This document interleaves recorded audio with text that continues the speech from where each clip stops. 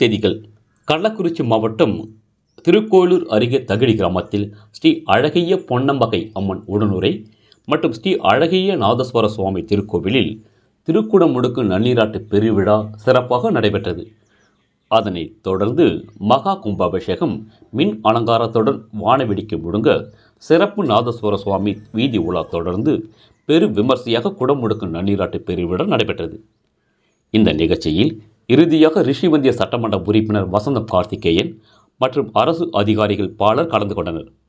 மேலும் இந்த குடமுடுக்கு நன்னீராட்டு பெருவிழாவில் சுற்று வட்டார கிராம மக்கள் சுமார் 50க்கும் மேற்பட்ட கிராம பொதுமக்கள் கலந்து கொண்டு சாமி தரிசனம் செய்தனர். ரேட் நியூஸ் தமிழ் செய்திக்காக திருக்குறூர் செய்தியாளர் முத்துக்குமரன். செய்திகளை உடனுக்குடன் தெரிந்து கொள்ள ரேட் நியூஸ் தமிழ் சேனலை சப்ஸ்கிரைப் செய்யவும்.